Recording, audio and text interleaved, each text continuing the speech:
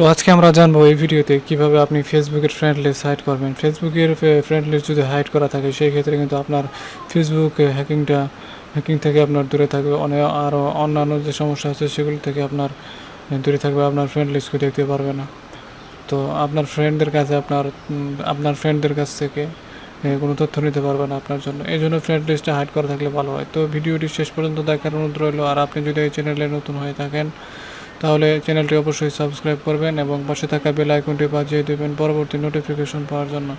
তো আমরা একটি ব্রাউজার ওপেন করে নিচ্ছি। তো ব্রাউজারটি ওপেন করার পর এখান থেকে আমরা ফেসবুকে প্রবেশ করব। তো এখানে ফেসবুকে প্রবেশ করলাম। ফেসবুকে প্রবেশ করার পর আমরা এখান থেকে যে মেন আইকন দেখতে পাচ্ছি, তো মেন আইকনে আমরা ক্লিক করব। এখান থেকে সেটিংস এবং তারপর এখান থেকে আবার সেটিং, তারপর এখান থেকে আমরা প্রাইভেসিতে চলে যাব। প্রাইভেসিতে যাওয়ার পর আমরা এখান থেকে স্ক্রল করে নিচের দিকে চলে আসব। এখানে দেখেন who can see your friend list, কারা কারা আপনার ফ্রেন্ড লিস্ট দেখতে পারবে। তো এখানে আমি এডিটে ক্লিক করব। এডিটে ক্লিক করার পর এখান থেকে আমরা জাস্ট এখানে দেখেন ফ্রেন্ড আছে, ফ্রেন্ড অ্যাকসেপ্টেড আছে, তো এখানে দিতে পারেন। তো আমি যেহেতু কাজ করবো, আমি ফ্রেন্ড লিস্টটা হাইড করে দেবো, সেক্ষেত্রে আমি অনলিমি করে দেবো।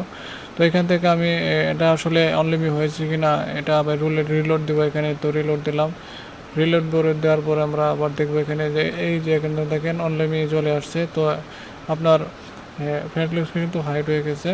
তো ভিডিওটি এখানে শেষ করবো, আর দীর্ঘায়িত করবো না। আর ভিডিওটি ভালো লেগে থাকলে চ্যানেলটি অবশ্যই সাবস্ক্রাইব করবেন এবং পাশে থাকা বেল আইকনটি বাজিয়ে দেবেন পরবর্তী নোটিফিকেশন পাওয়ার জন্য।